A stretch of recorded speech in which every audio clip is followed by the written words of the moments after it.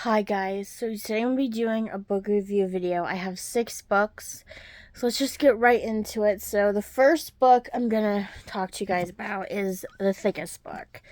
And this is called The Complete Book of U.S. Presidents. It's by William A. Degregorio. I don't know how you say his last name. I apologize if I didn't pronounce it right. And it's from George Washington to George H.W. Bush because his son wasn't president yet. This is what it looks like. And basically, it's a lengthy book. There was like 600 some pages in it. I read this in sections. So George Bush, I think, was like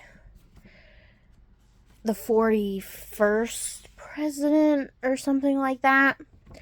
So I just read it in sections. So I basically just read 7 presidents, and then when I was done with 7 presidents, I read a book.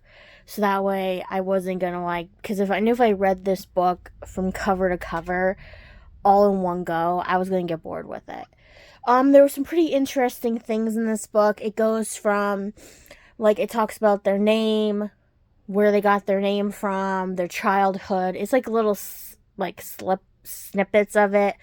Who was in their cabinet, their retirement, their wives, if they had any affairs, kids, their grandkids, like that kind of thing is in this book. And I really liked it. Like I said, it is an outdated book because it only goes up to George H.W. Bush. But I thought it was pretty interesting. And I'm the type of person that, I like history. So it was fun learning about this because when I read this book, there was a lot of stuff in it that I didn't know about the presidents that were in this book so far. And I did highlight in this book. So the next book is called Devil's Breath. It's called Death by Devil's Breath. It's by Kyle Logan. It's a chili cook-off mystery. This is what it looks like. It's about this, I don't know what you would call it. It's kind of like a road show kind of thing where they go to different cities, and they're in Vegas right now. And the main characters are these 2 sisters, Maxie, and I forget what her sister's name is, but it's her half sister Sylvia. They run this chili spice kind of little store in this road show type of thing. And what ends up happening is there's this big chili competition where they have to, it's called Devil's Breath chili, and it's the hottest chili you can make. And one of the judges ends up dying, and she has to figure out why. It was only that one person's bowl when the person that was ladling it out got a bowl from the chili for each person and all that. And this person that died, people really didn't like him to begin with. It was a nice story. It was kind of it was funny with a couple little things added into it. I really like mysteries when there's like a little comedic undertone to them, because then it doesn't feel like it's so bland of a story. This book, now I got this book years ago, and I got this book because I had a dog. She recently, this year passed away, but I had a dog who was half lab, and she was half lab, and I found this book because she was always like doing weird things, and I love how I found this book, and I picked it up. I just read it, even though she's been dead for a little bit this year. But it's called Why Labs Do That. It's by Tome Davis, a collection of curious Labrador Retriever behaviors. This is what it looks like. Basically, I think it's like 2 pages are about a question like, why do labs overeat? Why do labs play in the dirt? That kind of thing. But most of the things in this book, like, dogs mostly do in general. Like, why do dogs chase things? Why do dogs like to be brushed? Why do they come in many shapes and sizes? Why do they like to chew? Why do they like to twitch in their sleep? Why do they eat grass? Why trying to think. What's the other thing? Why do they kick the ground when they go to the bathroom? Like that kind of stuff. So it's like some things were specifically for labs, and other things I'm just like, well, I have a dog, a different dog. We got him, like, when we got our first dog, the half lab, we got another dog like that same year, so they grew up together. It's a different kind of dog, but he does the same things in this book that the labs do. So it was a nice book, but it got into the thing of, well, most dogs do that, not just labs. So this book is called Not What It Seems. It's a Southern Quilting Mystery. It's by Elizabeth Craig. Now, I will say, this bag that I got these books out of, most of the books in this bag are mysteries. So that's why I only had 2 books that weren't. Like, my goal this year is to read, every time I do a book review video, is to read, like, a big book. Like, this is why the President book was in here, because it's a big book. And then in this one, it was mostly all mystery, so that's why I have a lot of mystery books. This is what it looks like. It has a little corgi on it. I always wanted to have a corgi.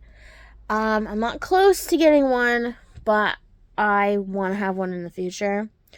So this is about this woman who's the group leader in this quilting group that they have.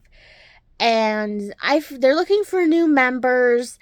And every time they try to bring a new member into their group, something happens to these people. And she has to figure out what happened to them and why. I liked this book. I mean, I haven't read a book in this series before. I really like it. There's 2 dogs in it. One of the friends has the main character. The main character has the corgi, and another side character in the book, she has this big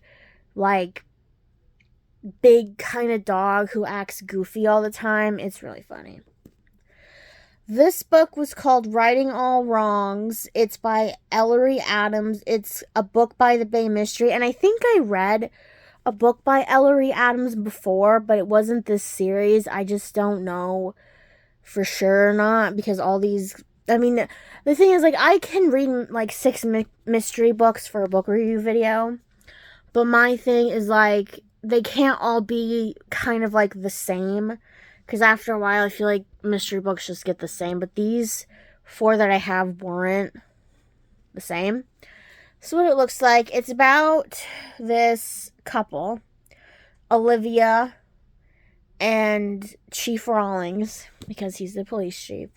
They go on this little honeymoon to this, island? Yeah, island, where they are also part of a group. It's called the Bayside Riders for the Legends of Coastal California. They're just called the Bayside Riders, and they're going to this festival. It's called Legends of Coastal Carolina Festival. And basically, when they're there, they meet this celebrity guy who wants to take over the island so they can do his pirate show on it or something. And the locals don't want that, because he wants to basically, it's kind of like the Everglades, where he wants to get rid of this Everglades-esque, bayou-esque type of place, and put these places in it so they can film hotels on this little island, kind of like that, kind of stereotypical movie plot type of thing. And I forget who. No, it's this, while they're there on the island, what's her name? Olivia and her husband, they go on this, ghost tour type of thing. And while they're at this ghost tour, or not on a ghost tour, but they're just, taking a tour of the island or something at night. and they hear these like ghost stories or these like myths or urban legends about this place, and these urban legends are coming true. And when they find this person, they find this woman on the beach that fits a description of a legend that they heard. Olivia goes and she tries to figure out, like, are these urban legends, are people just pulling pranks, or is there something behind this? It was a really good book. I liked it. This one now, Laura Childs, I've read a series by her before. And let me tell you, I think it was like the Tea Shop Mystery Books or something. I didn't like that series. Now, this story, I will say, could have been.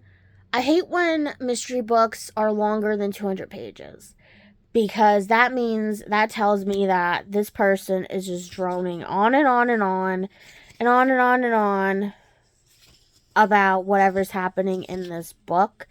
Now, I don't know if it was this book. I don't remember. Hold on. It's like 300 pages, this book. I think it might have been this book, or it was the Chili book, the Devil's Breath book.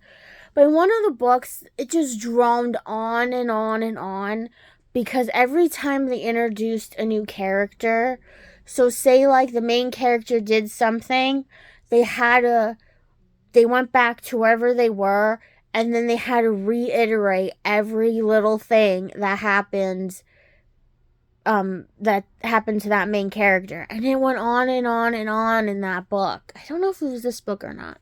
It was called Eggs in a Casket. This is what it looks like. It's about this, I think it's called the Cackleberry Club. It's this like little restaurant type of thing where they serve like breakfast items, that kind of thing. And the main character, she ends up going to the cemetery with her one friend because she had to drop off something there, because they were doing this thing where, this is the book where they were doing like the ghost tours in the cemetery, and they end up finding this opened grave there, and inside of it was a person, and it wasn't the person who its grave belonged to. And she's trying to figure out why this happened and for what reason. And it was okay. I did like that Eggs in the Casket series. What's it called? It's called the Cackleberry Club Mystery. This series was better than the Tea Shop Mystery, which I was shocked by, because like I said, like, I didn't like that one. I did like that one. I know she wrote, I have, I think, one or two more books in this series.